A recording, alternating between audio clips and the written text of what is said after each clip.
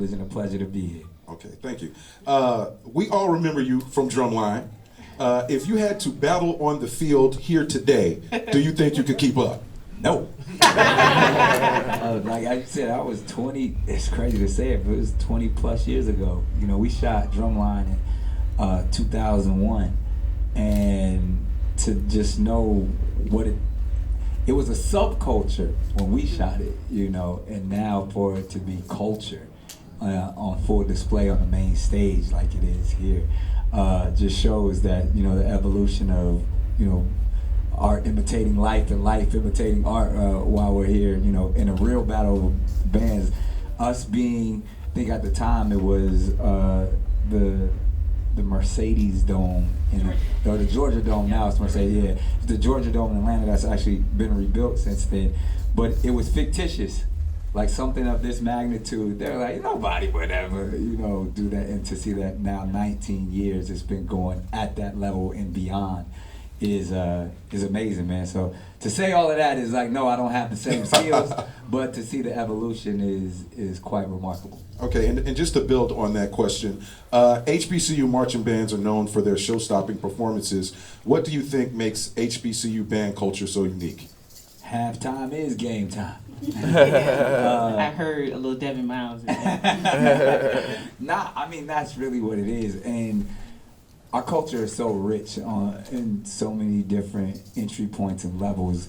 And when I say our culture, even if we want to pinpoint HBCU culture, when someone goes to a black college, they can be in journalism, media, they can be in sports, they can be in any aspect of entertainment, you know, medicine, what as we know, but there's something that we always do a little bit differently and a little bit unique, and to show that the musicianship and of what a marching band is in an HBCU setting is different, because we bring our entire culture with us, where, you know, if you go to a PWI or something when it's time for the marching bands, you appreciate their precision and their dedication and their discipline.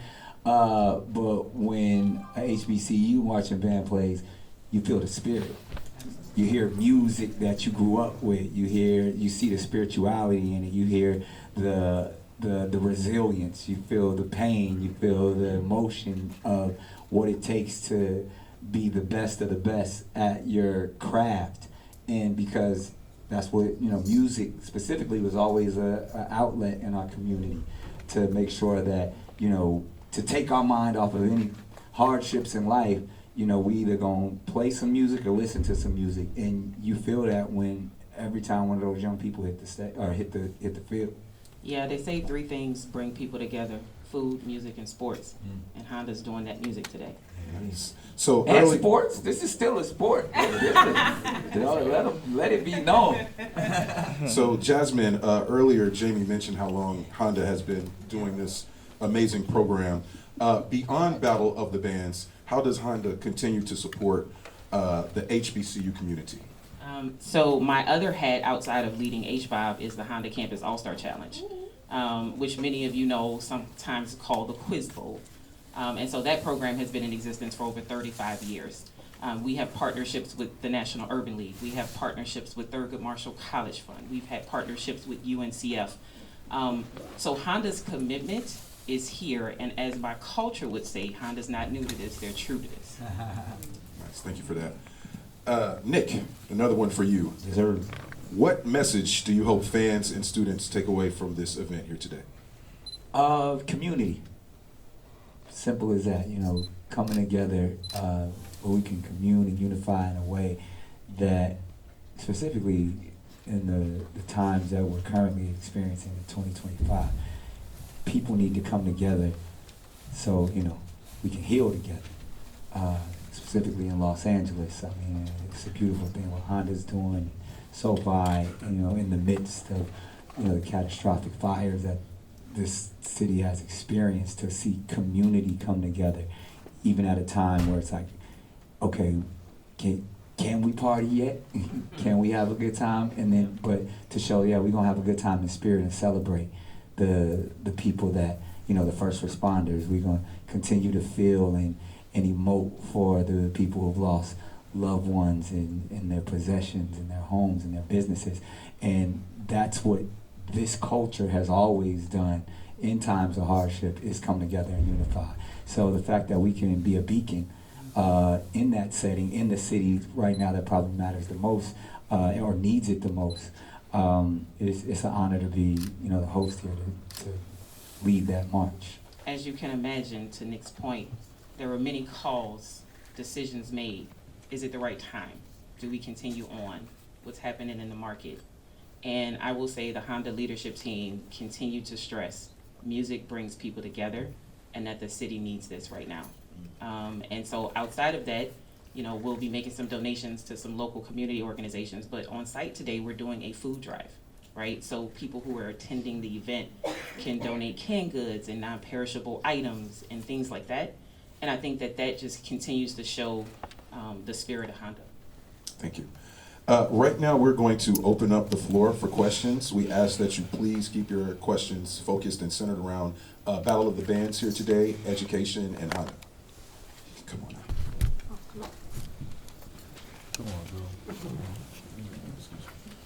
Good morning. My name is Zon Damore from the Los Angeles Sentinel newspaper.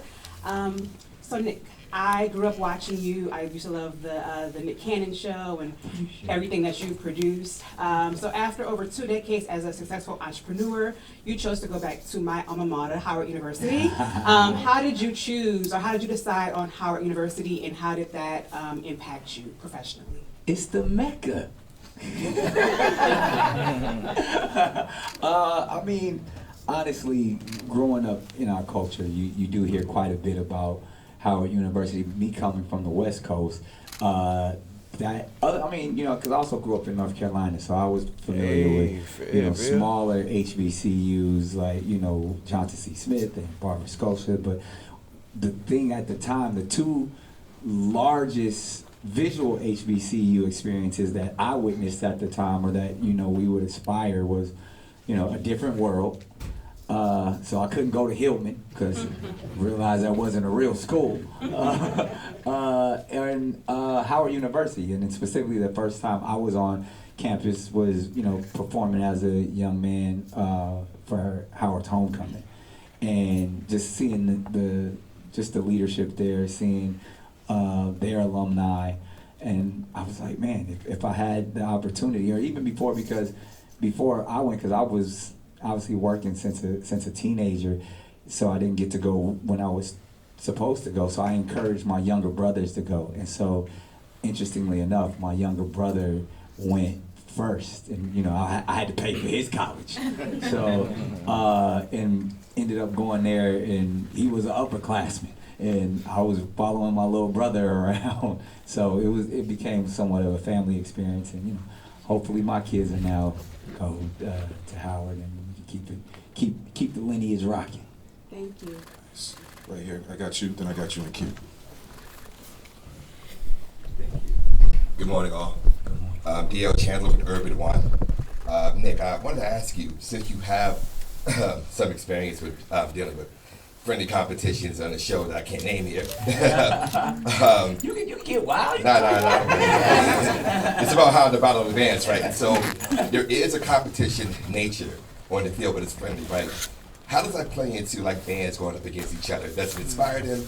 Does it enlighten them? How do you see that happening on the field today? I mean, you sing Drumline. I mean, like all of that's real, but it comes from a place of edutainment, as we say. It's attempting to be the best that you can possibly be. And anybody who's ever picked up an instrument or understands musicianship, it's about being the best you can every time. And some of these marching band directors have instilled it into these young people that it's all about excellence. And they take that with them even once they're no longer in the marching band, and that spirit of competition is as I always say, if we strive for excellence, I'm not competing with you, I'm competing with me. I'm trying to be the best I can possibly be, so my number one competition is myself. So I'm no Dr. Lee, but I would think that would be the message, and we're going to go out there and be the best because we believe we're the best. And however it rates and whatever happens, you know, we know what we bring to the table, and we know we got something that nobody else has. Thank you, sir. I'll add to that. I had a really good friend of mine who went to the Jackson State University. He told me competition breeds excellence, Yes. and that's what HBCU band culture does. Thank you. Hello, everybody. I'm Demisha. I'm here for Vibe Magazine. Before I ask my question, I just have to say shout out to Kentucky State University. MMT, great band. My question is for both of you. We know there are 6 bands out there playing for us today. You both are familiar with this culture and this style of performance. What schools are you most excited to see take the field?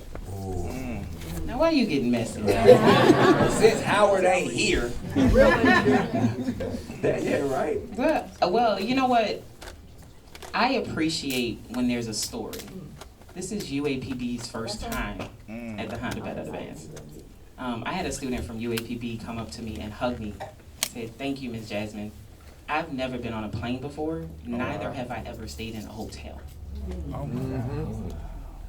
That's a story, right? That's Honda's commitment, right? But of course, because I did go to the Jackson State, the biggest band on the field is my rival, which is Southern University in Baton Rouge. Being a native of New Orleans, right? I think they're gonna put on a show. They always do. They're gonna come with a show. So I'm not gonna let my New Orleans accent slide out, but we're gonna pass it on over to Nick. I'm not gonna let you back me into that corner. I'm excited for all 6. I mean, to be honest, it's gonna be exciting. This is my first year. You know, hopefully not the last, because it's funny. I was always aware of what was going on in, you know, cultivating with Honda Battle of the Bands, and it seemed very natural for me to be a part of it. But for whatever reason, over the years, it just never really, you know, came into fruition. But if I can remember, even the first year that we were promoting Drumline in 2002 when it was released, there was I don't know if it was called Battle of the Bands, but it was. Was that the BET Classic in the movie? Was that the Honda? Well, no. Well, see, the BET Classic, they created that for the movie, but for the next year in New Orleans, it was, I forgot what it was, some sort of classic. Okay. That I hosted that for the first time because I was promoting the film that was actually, you know, coming out. You know, it was like a month later. I think we did that. It was like October, November time, and I was like, man, imagine, like, we could do this every year. And then I witnessed it from afar. So to be here and actually experience for the first time since, you know, being in a setting since we filmed and was promoting Drumline is a dream come true, full circle for me. Sound like somebody trying to come back. Hey, count me in. We family now. You lie, you can't get rid of me. All right, we're back here. Good morning. Latoya Vickers, Upscale Magazine. This question is for both of you. When we look at where we're going, because we talked a little bit about the past and legacy, what does that mean to you, Nick, as far as what you've been able to accomplish, and especially in this space, continuing that? And then for Jasmine, where do you see the legacy from Honda, let's call it 20 more years? Are we still here, or are we doing something different? What does that look like? Great question. I've been living in that space of legacy for a few years now. They say when a man, there's stages in a man's life, and when a man turns 40 to 60 is all about legacy building. And so I ask that question to myself daily. You know what I mean? As a father, we make the mistake often of thinking that our children are our offspring. As parents, I'm sure, are our legacy. But a legacy is something that you do. Your children are your people. If anything, they're gonna take whatever you do and carry it on. But so your children aren't your legacy. Your children are what takes and evolves your legacy, like you said, for years to come, and then you create a lineage. So I've really got that understanding of your efforts are your legacy. So to me, community has become legacy.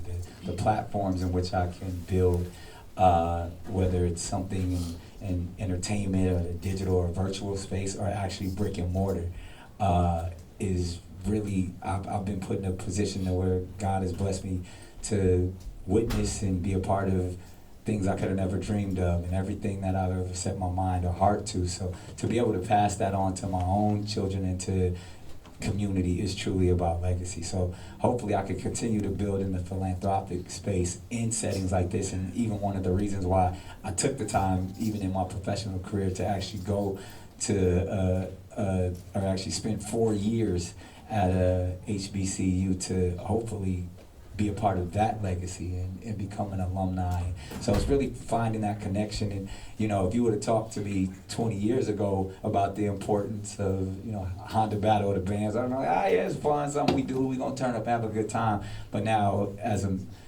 grown man and a father, I see the importance of the legacy building that's happening here, and why all those, you know, hundreds of young people on the field will continue to not only create memories for themselves, but carry on for generations from here on. I think we gotta. Yes, and it didn't mean to cut your question short, but you all know that we are on a strict timeline. So as we promised you all, right now coming to the stage, we have Grammy-nominated artist Glorilla, who is our halftime performer for today. Get him, Glow! Get him, Glow!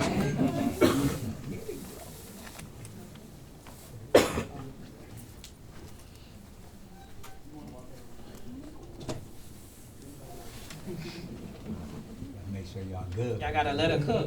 Let it go.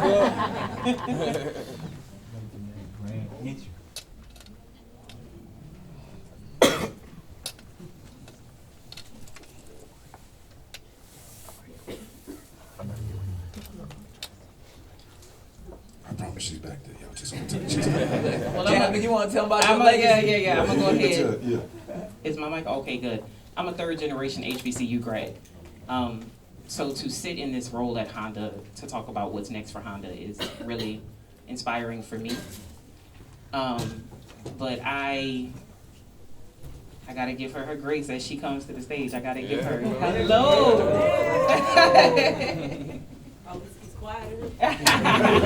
They hear the cheer. They said your name 5 minutes ago. Oh my goodness. Hey everybody. Y'all can Hey. So nice to meet you. Nice to meet you too. Oh my God, thank you. You're so beautiful. Thank you. Is your microphone right here? Oh, okay. But You wanna take it off? as I was saying, as a third generation HBCU grad, I'm extremely happy to talk about Honda's commitment. And just like everything, you know, there was a question around why did we leave Atlanta? Just like everything in life, we have to grow and evolve, right? And so I'm excited to see what that looks like for Honda. All right. Glorilla, first of all, good morning. And congratulations on your Grammy nominations. And hopefully, you know, you win and bring them home. How does it feel to take the stage as the closing act today for Honda Battle of the Bands? I feel like the biggest. I feel blessed. And I'm just excited for it because I love the bands. Nice. And I'm sure everyone in here is excited to see you as well. So a fun question here that we have for you. If you could choose one of your songs to remix with an HBCU band, which one would it be and why? I got to say a song that's already out. Oh! Yeah. Because I got some songs that's like made for the band to perform, but they on the mix though. Okay. Yeah, let us know that. It's a song called Touchdown. Touchdown. And it's a song called Break Me. And I want the bands to perform it so bad, but they not released yet. So Okay. Exclusive for y'all right there. Y'all got an exclusive. We can make it happen. That make sure you put Honda on it. Honda Battle of the Bands exclusive. So what can fans look forward to from your performance today? just a lot of energy as always, you know, turned up. Turned up. Mm-hmm. Okay. So We're gonna do some stage shots with Glow, Nick, and Jasmine now. So we can start talking to that. Right. So that will actually conclude the press conference. So everyone in here, we will have escorts escorting you to where you will be after we do our photo shots.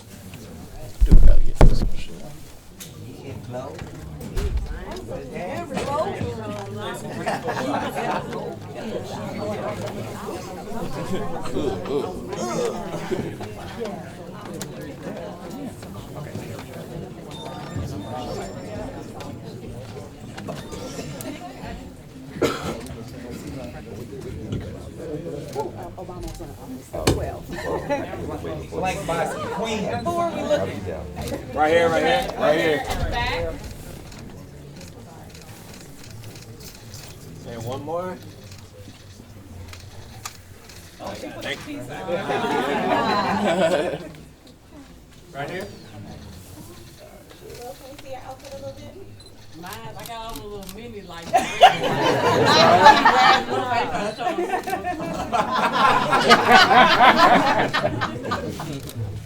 What do you need, Moo? Look at the back. Right here.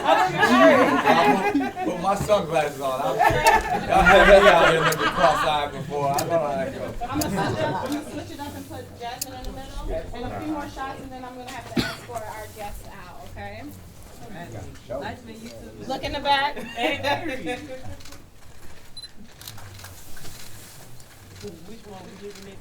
in the Right back. here, right here, right here. Right here. Center, Right center. here. Yeah. I got it. And 5, and 4, and 3, and 2, and 1. Thank you. Thank you. Everybody say Thank you.